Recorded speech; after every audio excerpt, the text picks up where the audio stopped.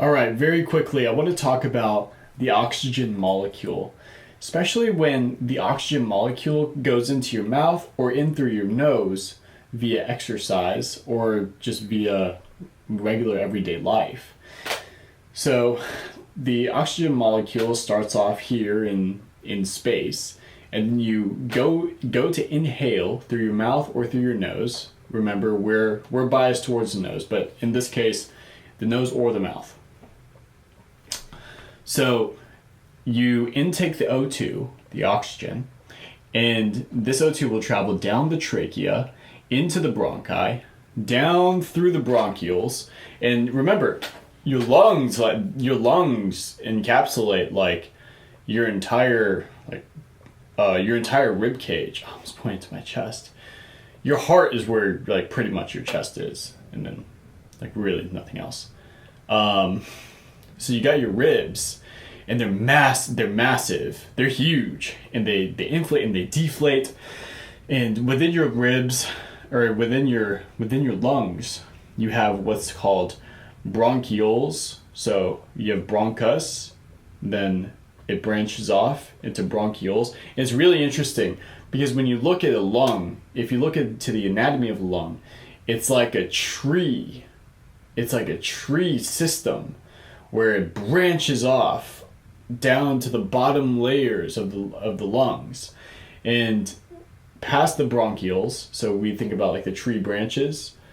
On the ends are like little bubbles. They look like bubbles. They're little circular things called alveoli. And the alveoli are connected, intertwined with like capillaries that then form your inferior vena cava, superior, inferior vena cava.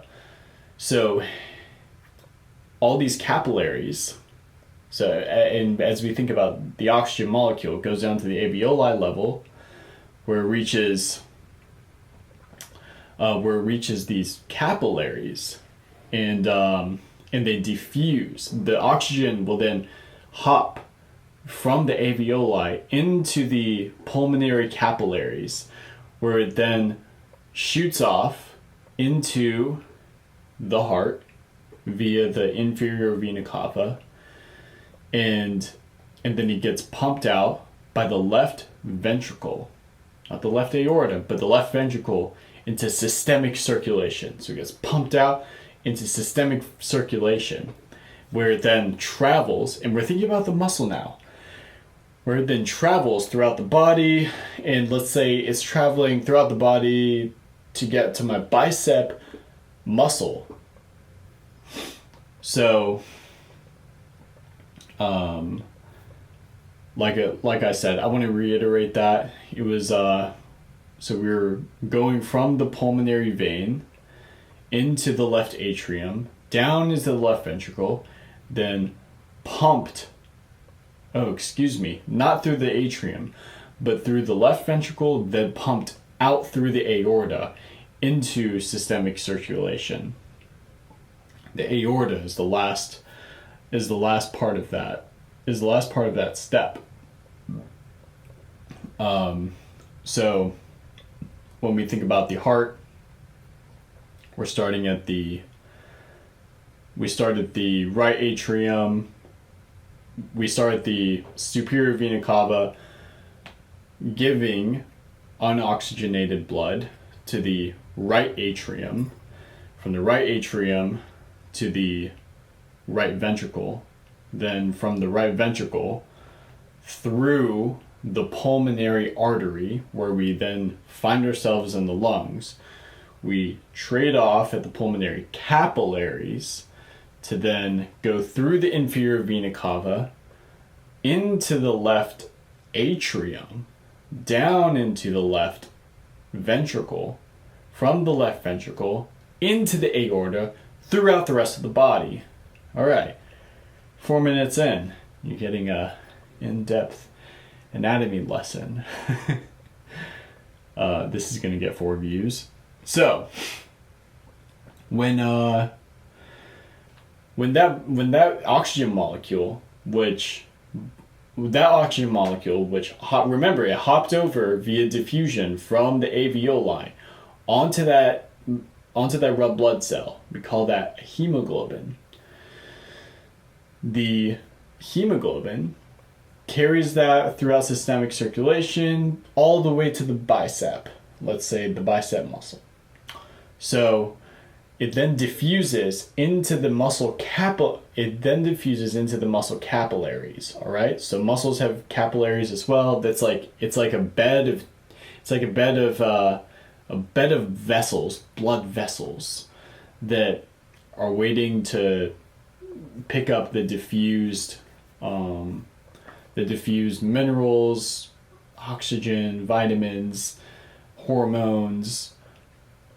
It picks up the diffused substance from circulation, hops onto these capillary beds, and then it dives deeper into that system. So now we're diving into the muscular system. Very cool stuff. In muscle capillaries, the O2 dissociates from hemoglobin. Remember, we talked about hopping over. Diffuses across the capillary membrane into interstitial fluid. Interstitial fluid is kind of like this void. This void where all of these, where water and nutrients and all of this stuff will diffuse into. And then it would travel slowly, kind of like lymph fluid would, just like travel slowly into the muscle cell, the myocyte, via the sarcolemma. Inside the myocyte, oxygen may bind to the myoglobin, so the muscle blood, for storage, and just hangs out there and oxygenates the blood. And we need oxygen in the blood because what do we have in the muscle cell? What do we have as a part of the muscle? We have mitochondria. And so an incredible chain of reactions called the electron transport chain. The oxygen it'll enter the mitochondria, where it is the final electron acceptor in the electron transport chain. And it drives oxidative phosphorylation to produce ATP. We talked about ATP in the last video, where we said we have the actin and myosin chain, remember?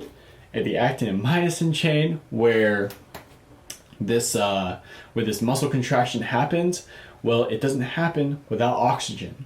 We call this cellular respiration. Thank you.